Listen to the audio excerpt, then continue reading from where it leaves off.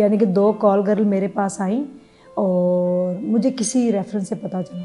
तो मैंने उनसे कहा क्या मजबूरी है, एक विडो थी और एक तलाक याफ्ता। तो उन्होंने जब बताया ना कि 1500, 500, 700 में लोग हमें ले जाते हैं, तो फिर बड़ी तकलीफ़ हुई। मैंने फिर उनको 6 माह उनके घर का सब बच्चों का राशन वगैरह किराया दिया, उनको सिलाई सिखा के तो आज वो अपने घर में इज्जत से बैठ के जो है ना वो पैसे कमा रही हैं। 10 रुपये दिहाड़ी लेने वाली, पालक काटने वाली बच्चियाँ जो थीं वो आज अपने घर में बैठ के सिलाई कर रही हैं। तो अब तक 500 औरतों को मैंने सिलाई सिखा के अपने घरों में वो बैठ के, बेवा यतीम बच्चियाँ सिलाई सीख के अपने घरों में बैठ के इज्जत की रोज़ी कमा रही हैं अल्हम्दुलिल्लाह। जब वो कहते हैं ना बाजी आज असी ना गोश्त वाले चावल पकाए सी, तो कसम से सूट सिलाई किया सी, फिर पैसे आए सी, फिर असी गोश्त वाले चावल पकाए तो मेरे बच्चों ने पेट भर के खाधे। आप यकीन मानिए मेरे अंदर एक सर्द लहर दौड़ जाती है और मैं कहती हूँ या अल्लाह तेरा शुक्र है अल्हम्दुलिल्लाह कि तूने इस गुनाहगार से इंसान को अपने बंदों की खिदमत के लिए चुना और मुझसे ये कभी भी ना छीनना। मेरी जब मौत वाक़या हो तो उस टाइम मुझे दिखा देना कि आपका ये मुकाम है। पिछले साल मुझे डेंगू हो गया और उसमें फिर मुझे मेरी कब्र दिखाई गई। मैं डेंगू हो गया और 16 दिन ज़िंदगी के मुझे नहीं पता मैं कहाँ हूँ।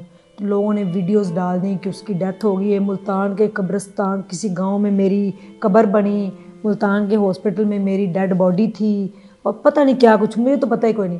तो मैं ना बेहोश थी और ICU में थी। तो मैंने देखा सुबह 3 बजे का टाइम था, तो मैंने देखा कि बेलचे से ना कोई कब्र खोद रहे हैं 3-4 बंदे।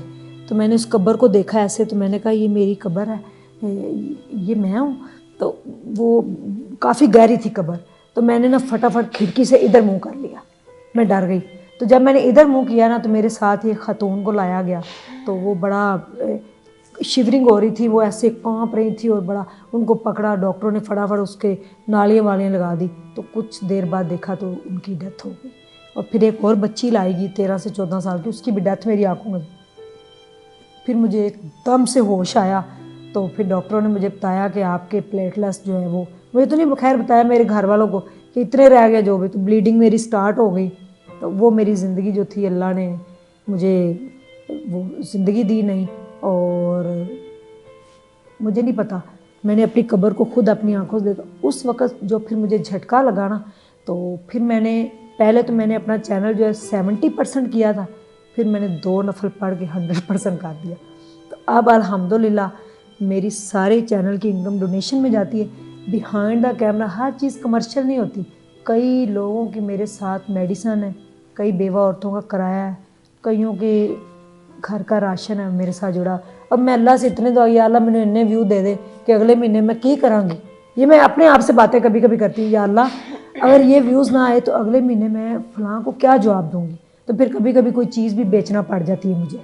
आज का जो मकसद था ना मेरा आपको यहाँ बुलाने का, वो आपकी कहानी पहुँचाने का नहीं था व्यूअर्स तक। वो बेसिकली यही मकसद था कि लोगों को पता चले कि आप जिनको भी रीच आउट करती हैं वो नोबल कॉज के लिए करती हैं। आप डायरेक्ट पैसों की डोनेशन नहीं मांगती, आप सिर्फ इंटरव्यू की डोनेशन मांगती हैं कि मुझे इंटरव्यू दे दो ताकि आपके आने से मेरे चैनल पे कुछ इन्फॉर्मेशन मिले और जो व्यूअरशिप मिले उस व्यूअरशिप से जो पैसा आए वो जी मैं हॉस्पिटल पे डोनेट कर सकूं, सिलाई स्कूल में जी लड़कियों को काम सिखा सकूं और इस तरह जितनी भी ख़वातीन कुछ बनना चाहती हैं जी। उनको मैं प्रमोट कर सकूं। अगर मेरे आने से आपके व्यूज़ जाएंगे, शो आपका अगर होता है यानी कि बूस्ट होता है, तो इसमें मुझे क्या है। मेरे बोलने से अगर किसी की ज़िंदगी बदलती है, जैसे 2 कॉल गर्ल की बदली, बाकी नाम, फेम, क्रेडिट, तमगा, इम्तियाज़, अवार्ड मुझे कुछ नहीं चाहिए। मैं सिर्फ ये चाहती हूँ कि कोई उज़्मा खुदा ना खास्ता किसी पार्क में ना बैठे, कोई उज़्मा जो है वो स्वीपर ना बने, कोई उज़्मा जो है वो उसको यूँ ना चलना पड़े, लोग उसके ऊपर से ना गुजर जाएं। वो ऐसे सीना तान के जिए और वो हर चट्टान को जो है ना उससे टकरा के अपना एक सोसाइटी के अंदर मुकाम पैदा करे। आमीन।